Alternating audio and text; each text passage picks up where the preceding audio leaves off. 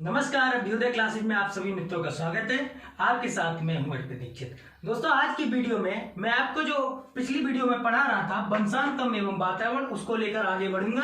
दोस्तों, आज जो बात करने वाला हूं वो वातावरण के संबंध में बात करने वाला हूं।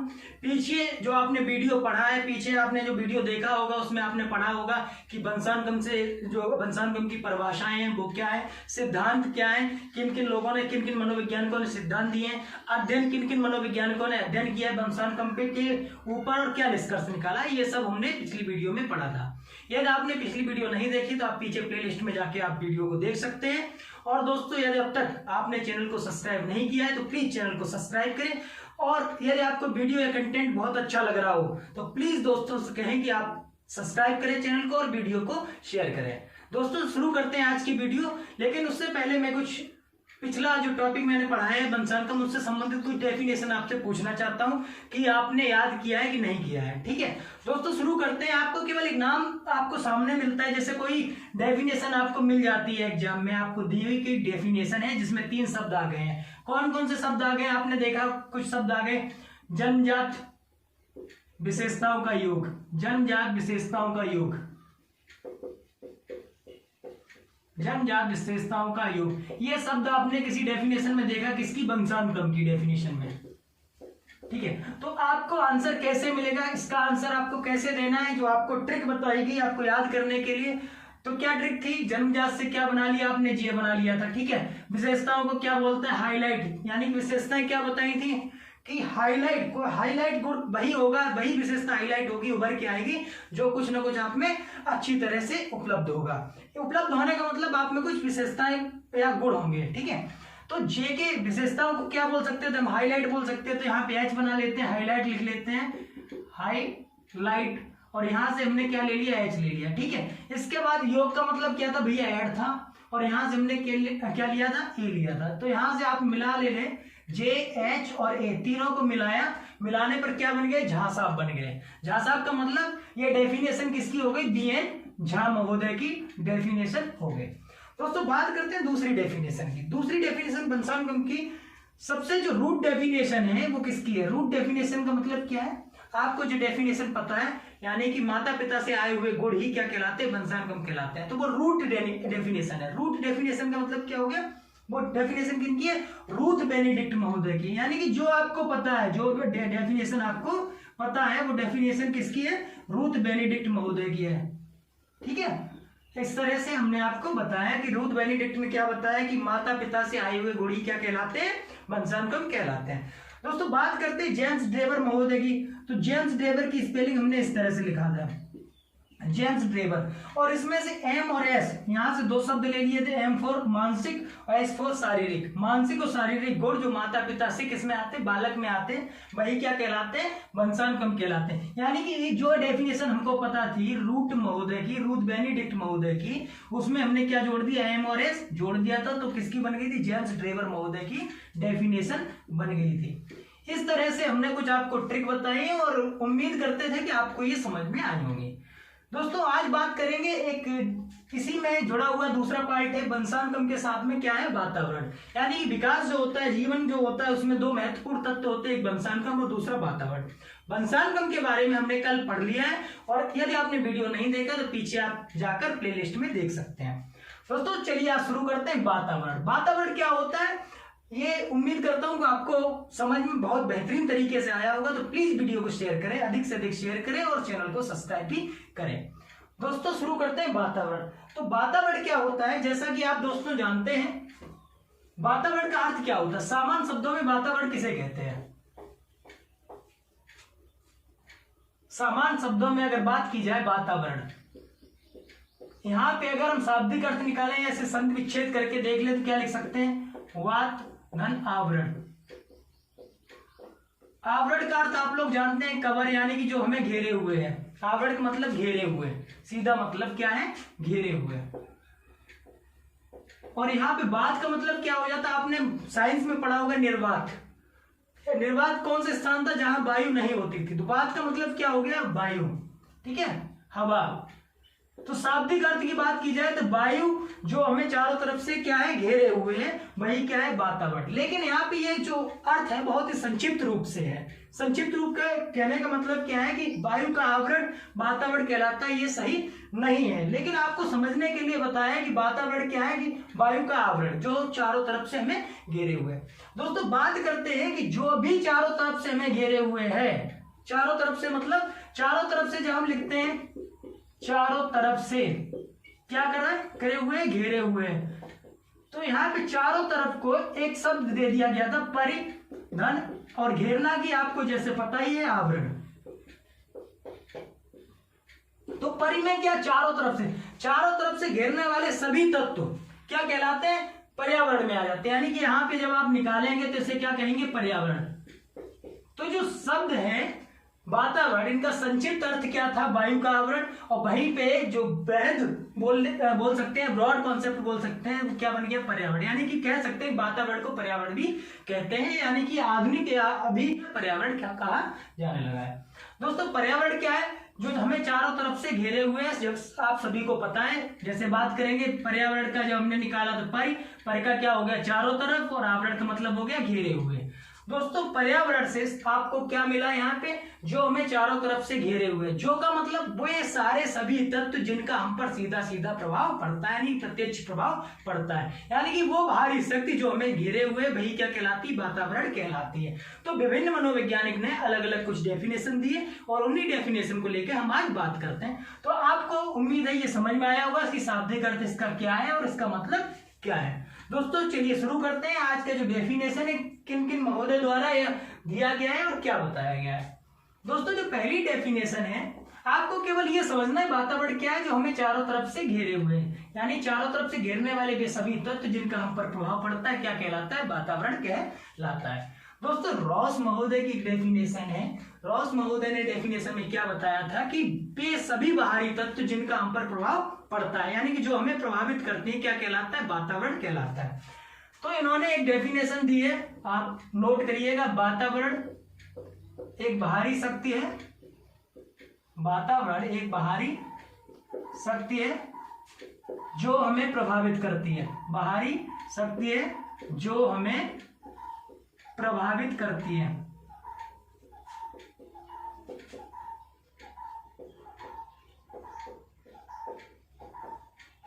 यह डेफिनेशन किसकी है, रॉस महोदय की डेफिनेशन है। इन्होंने क्या बताया, वातावरण एक बाहरी शक्ति है, वातावरण एक बाहरी शक्ति है जो हमें प्रभावित करती है।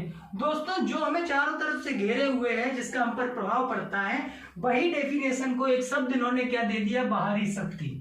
ठीक है, रॉस महोदय ने क्या बताया कि वातावरण एक बाहरी शक्ति है जो हमें प्रभावित करती है। जैसा कि हम सभी लोग जानते हैं, वातावरण में वे सभी तत्व आते हैं जो हमें क्या करते हैं, प्रभावित करते हैं।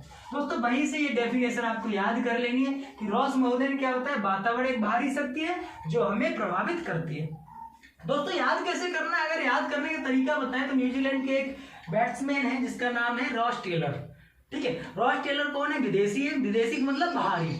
ठीक है, ऐसे करके आप याद कर लेना। इंडिया और न्यूजीलैंड का जब मैच चलता है तो न्यूजीलैंड के रॉस टेलर क्या करते हैं, इंडिया को प्रभावित करते हैं। प्रभावित करने का मतलब एक तो वो हो गए बाहरी शक्ति, क्योंकि दूसरे देश के साथ खेल रहे हैं, ऐसे करके आपको याद करना है। और दूसरा क्या करेंगे, हमें प्रभावित करेंगे, हमें का मतलब इंडिया टीम को, वहां पे जाके एक समझ लेना है। दोस्तों इस तरह से हमें याद कर लेना है, रॉस महोदय कौन है, एक बाहरी शक्ति है जो हमें क्या कर रहे हैं, प्रभावित कर रहे हैं। ठीक है, इस तरह से आपको याद कर लेना है। अब बात करते हैं पी जिसबर्ट महोदय की। पी जिसबर्ट महोदय ने कौन सा बताया, कौन सी डेफिनेशन दी, जैसा कि आपने पर्यावरण के बारे में भी पढ़ा था यहाँ पे कि जो चारों तरफ से हमें क्या किए हुए हैं, घेरे हुए हैं। तो इनकी जो डेफिनेशन है वही डेफिनेशन है जो अभी आपको पर्यावरण के शाब्दिक अर्थ बताते समय आपको बताई है। दोस्तों इन्होंने क्या बताया, जिसबर्ट महोदय ने बताया है कि वे जो हम पर क्या करे हुए, चारों तरफ से घेरे हुए हैं, जो हमें चारों तरफ से घेरे हुए और जिनका हम पर सीधा सीधा प्रत्यक्ष प्रभाव पड़ता है, क्या कहलाता है, वातावरण कहलाता है। दोस्तों ये डेफिनेशन किसकी है, पी जिसबर्ट महोदय की है।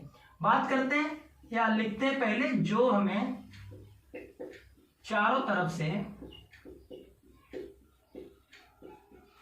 घेरे हुए हैं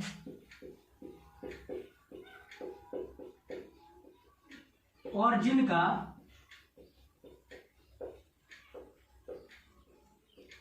हम पर प्रत्यक्ष प्रभाव पड़ता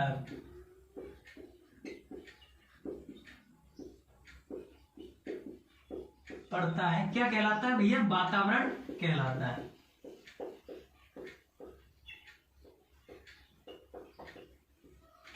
है।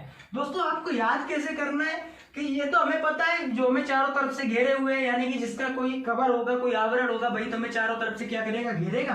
तो इस तरह से ये लाइन तो हमें याद नहीं करनी है, तो हमें की पॉइंट कौन सा पकड़ना है? यहाँ पे पकड़ना है प्रत्यक्ष प्रभाव। हमें याद कैसे करना है दोस्तों? पी से यहां से उठाना है। पी जिसवर्ट महोदय ने दो शब्द दिए हैं यहाँ पे भी, प्रत्यक्ष और प्रभाव, तो इस तरह से याद कर लेना है, ट्रिपल पी करके, या पी फॉर प्रत्यक्ष प्रभाव, पी फॉर पी जिसवर्ट महोदय। तो सीधा सीधा डेफिनेशन क्या है? जो हमें चारों तरफ से घेरे हुए हैं और जिनका हम पर प्रत्यक्ष प्रभाव पड़ता है, क्या कहलाता है? वातावरण कहलाता है। दोस्तों यहाँ पे आपको प्रत्यक्ष प्रभाव की वर्ड पकड़ना है और यहाँ से पी जिसवर्ट आपको कर लेना है। आपको याद कैसे करना है? पी जिसवर्ट महोदय, P for P Gisbert, P for प्रत्यक्ष प्रभाव। ठीक है दोस्तों, अगली जो डेफिनेशन है एना स्टेसी महोदया ने दी है कि इनका मतलब क्या है कि इन्होंने जो डेफिनेशन दी है, इन्होंने बताया कि जीन्स के अलावा जो भी तत्व प्रभावित करते हैं क्या कहलाते हैं? वातावरण कहलाता है। यानी कि इनकी जो डेफिनेशन है, वातावरण वह सब कुछ है जो जीन्स के अलावा प्रभावित करता है। यहाँ पे आपको याद करना है कि वातावरण, आप देखना डेफिनेशन भैया, आप उम्मीद करते हैं आप नोट भी करते चल रहे होंगे। तो एना स्टेसी महोदय ने क्या बोला है? वातावरण वह सब कुछ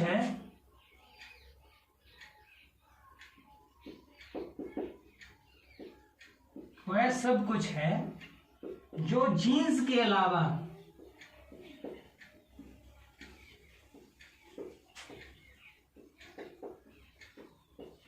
हमें प्रभावित करता है।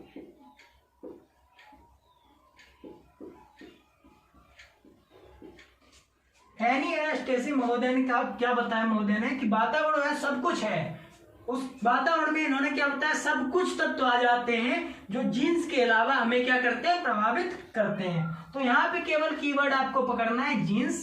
ठीक है, जीन्स का आप जानते होंगे पैतृक बोलते हैं, यानी कि क्या बोलते हैं? पैतृक, हिंदी में अगर आप बात करेंगे जीन्स। तो यहाँ पे याद कर लेना एना स्टेसी महोदय ने, और यहाँ पे क्या याद करना है आपको? जीन्स याद करना है। तो इसे रिलेट करके आपको एना स्टेसी महोदय और जीन्स ऐसे करके आपको वातावरण की डेफिनेशन याद करनी है। सबके लिए ट्रिक बनाना संभव नहीं है, बन हो सकती है, लेकिन आप ट्रिक याद करने के चक्कर में क्या करेंगे? ये डेफिनेशन भी भूल जाएंगे। तो ट्रिक वही इंपॉर्टेंस रखती है जो आपको ट्रिक आराम से याद हो जाए। ऐसा नहीं है कि अगर आपको ट्रिक याद नहीं कर रही, आप ट्रिक के लिए भी टाइम निकाल के याद कर रहे हैं, तो क्या मतलब है? डेफिनेशन उससे अच्छा याद कर लो। ठीक है, अब बात करते हैं वुडवर्थ महोदय की। वुडवर्थ महोदय के अनुसार डेफिनेशन क्या है? वुडवर्थ महोदय ने क्या बताया कि वातावरण में वे सभी तत्व आ जाते हैं जिन्होंने जन्म के बाद हमें दैहिक स्वरूप प्रदान करने में क्या किया है? सहायता की है। दैहिक स्वरूप प्रदान करने का मतलब क्या है? जो हमें स्वरूप प्रदान, यानी कि जैसे हम हैं, जिस तरह की कंडीशन में हैं, वो स्वरूप प्रदान करने में किसने सहायता की? वातावरण ने सहायता की है। तो इनके अनुसार क्या है? वुडवर्थ महोदय के अनुसार वातावरण में वे सभी तत्व आ जाते हैं, वातावरण में वे सभी तत्व आ जाते हैं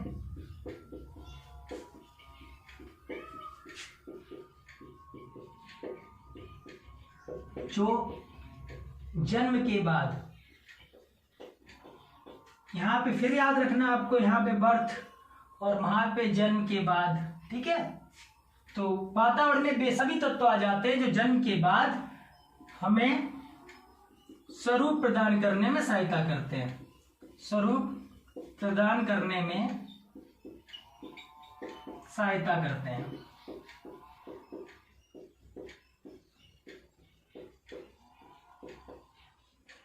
जैसा कि हमने पिछली वीडियो में आपको वुडवर्थ महोदय की वंशानुक्रम को लेकर एक डेफिनेशन बताई थी कि वंशानुक्रम क्या है, कि वंशानुक्रम में वे क्या है? माता पिता से आए हुए गुण, यानी कि जन्म से पहले जिनका निर्धारण कब हो जाता है? 9 माह पहले गर्भधारण के समय उनका निर्धारण हो जाता है। यानी कि जन्म के समय जो भी गुण मौजूद होते हैं, वुडवर्थ महोदय के अनुसार जन्म के समय जो भी गुण मौजूद होते हैं उनकी स्टार्टिंग 9 माह पहले गर्भधारण के समय हो जाती है। ये डेफिनेशन किसने बताई है?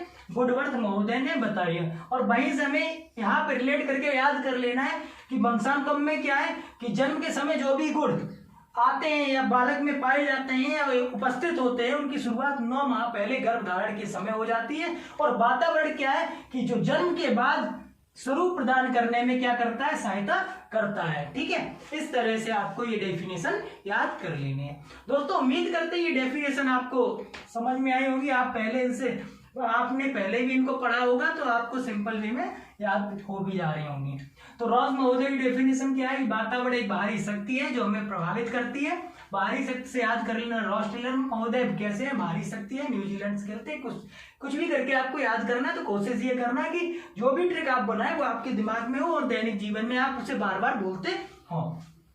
पी जिसवर्ट महोदय यहाँ से पी उठाया, P4 क्या हो गया, पी जिसवर्ट, P4 हो गया प्रत्यक्ष प्रभाव। और जो हमें चारों तरफ से घेरे हुए ये तो आप सभी लोग जानते ही होंगे।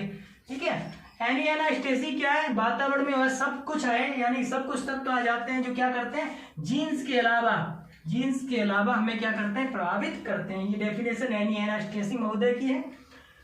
इसके बाद वुडवर्थ महोदय की बात करते हैं तो वातावरण में वे सभी तत्व आ जाते हैं जो क्या करते हैं, जन्म के बाद, बर्थ के बाद क्या करते हैं, स्वरूप प्रदान करने में सहायता करते हैं। और वंशानुक्रम में इनकी डेफिनेशन क्या थी कि जन्म के समय जो भी गुण या विशेषताएं उपस्थित होती हैं वो क्या करती है, 9 माह पहले से गर्भधारण के समय उनका निर्धारण हो जाता है। ये डेफिनेशन किसने बताई है, वुडवर्थ महोदय ने बताई है। दोस्तों बात करते हैं इनके कुछ सिद्धांत के बारे में, कुछ प्रमुख सिद्धांत हैं इसे इरेज करने के बाद। चलिए शुरू करते हैं वातावरण के प्रमुख सिद्धांत और वातावरणीय अध्ययन को लेकर कुछ तथ्यों के बारे में।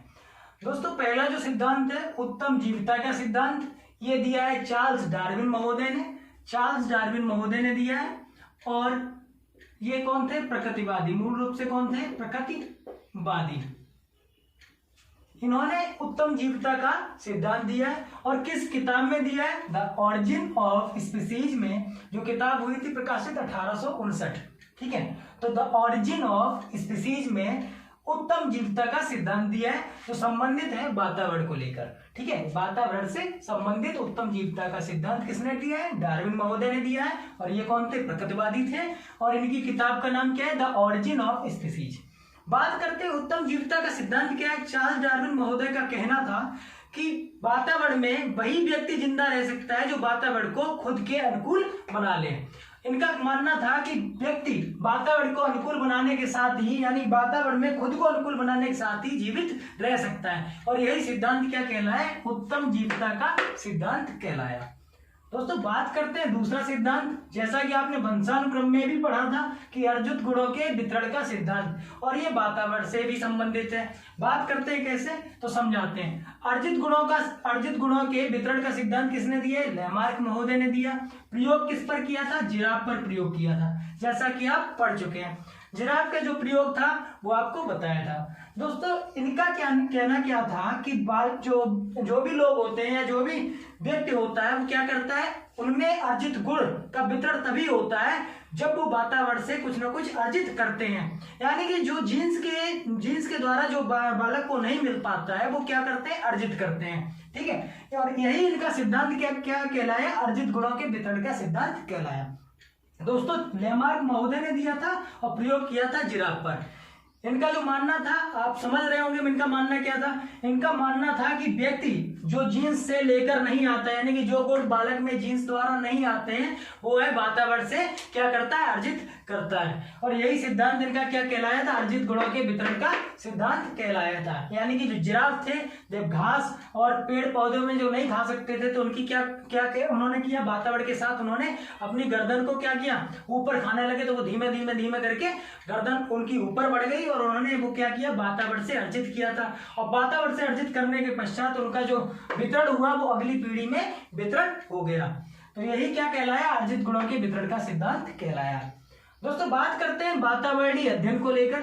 वातावरणीय अध्ययन यानी कि इसका मतलब क्या है, इसका मतलब है कि वातावरण पर अध्ययन, वातावरण को महत्व देने के लिए कुछ अध्ययन किए गए, कुछ प्रयोग किए गए, उनको लेकर हम बात करते हैं। दोस्तों न्यूमैन, फ्रीमैन और हॉल जिगर जो महोदय हैं उनका एक जो प्रयोग हुआ था 1937 में, और इन्होंने प्रयोग किस पे किया था? 10 आइडेंटिकल ट्विंस पर प्रयोग किया था। आइडेंटिकल ट्विंस का मतलब क्या है? जो व्यक्ति या जो जुड़वे जो एक ही किससे पैदा होते हैं, एक ही एग से पैदा होते हैं दोस्तों, वही क्या कहलाते हैं? समेज कहलाते हैं। इनमें जो सह संबंध होता है 0.92 का होता है दोस्तों। जब हम वंशानुक्रम और जीवन पढ़ेंगे तब आपको हम पूर्ण रूप से डिटेल्ड में आपको पढ़ाएंगे दोस्तों। यहाँ पे केवल आपको ये समझना है कि समेज का मतलब क्या है? आइडेंटिकल ट्विंस जो बिल्कुल कैसे होते हैं? 0.92 सह संबंध के साथ जन्म लेते हैं, ठीक है। तो इन्होंने इन पर अध्ययन किया, यानी कि एक समान जिनमें कैसे संबंध 0.92 यानी कि 92% क्या हो? एक समान हो, ठीक है। और उन पर इन्होंने अध्ययन किया। अध्ययन करने के पश्चात इन्होंने क्या बताया? अध्ययन कैसे किया कि 10 जोड़े थे ना, 10 जोड़ों के 10 को अलग अलग करके अलग अलग क्या दे दिया गया? वातावरण दे दिया गया। सभी को वातावरण भिन्न भिन्न प्रदान किया गया। और जब वातावरण अलग अलग दिया गया तो उन्होंने क्या देखा कि जो व्यक्ति जिस वातावरण में रखे गए हैं, जैसे वातावरण में रखे गए हैं, उसी तरह की उनकी पर्सनालिटी पर उनका ग्रोथ हुआ है, यानी कि उसी तरह की उनकी पर्सनालिटी विकसित हुई है। और यह निष्कर्ष निकाला कि वातावरण का किस पर भी प्रभाव पड़ता है? व्यक्तित्व पर भी प्रभाव पड़ता है। यानी कि व्यक्तित्व के लिए सबसे जिम्मेदार कोई तत्व है तो क्या है? वो वातावरण है। और ये किसने बताया था? न्यूमैन और फ्रीमैन महोदय ने बताया था दोस्तों। बात करते हैं 1920 में अमला और कमला 2 सिस्टर थी जिन्हें बंगाल के जंगलों में छोड़ दिया गया था और उन पर प्रयोग किया गया था। प्रयोग करने का मतलब उनको देखा गया था कि जंगल में रहते हुए उनके हाव भाव में और उनके शारीरिक क्रियाओं में कैसा व्यवहार उत्पन्न होता है, यानी कैसा वो प्रदर्शित करते हैं, उनके गुण किस तरह के रहते हैं, ये उन पर प्रयोग करके देखा गया था। तो उन्होंने जब प्रयोग किया गया तो जब जंगल में छोड़ दिया गया तो जंगल के जीव जंतुओं के साथ रहकर और जंगलों के बीच रहकर इनके प्रयोग बिल्कुल पशुओं जैसे हो गए थे। इनका जो व्यवहार था बिल्कुल पशुओं जैसा होने लगा था। तो इन्होंने क्या निष्कर्ष निकाला? इस पर निष्कर्ष निकला गया था कि वातावरण का सर्वाधिक महत्व रहता है। किसको? वातावरण का सर्वाधिक महत्व रहता है। किस पर रहता है? व्यक्ति के व्यक्तित्व को लेकर रहता है, व्यक्ति की पर्सनालिटी जो होती है उस पर रहता है। यानी कि विभिन्न पक्षों पर किसका भी प्रभाव पड़ता है? वातावरण का भी प्रभाव पड़ता है, ठीक है। जिस तरह के व्यक्ति जिस वातावरण में रहता है उस पर उस तरह का प्रभाव पड़ता है दोस्तों। ये कुछ निष्कर्ष थे, ये कुछ सिद्धांत थे। उम्मीद करता हूँ कि आपको आज की वीडियो समझ में आई होगी। कुछ डेफिनेशन आपको बताएंगे ये। उम्मीद करता हूँ कि आपको कंटेंट अच्छा लगा होगा। तो प्लीज चैनल को सब्सक्राइब करें, वीडियो को शेयर करें और अपने दोस्तों से भी कहें कि थैंक यू।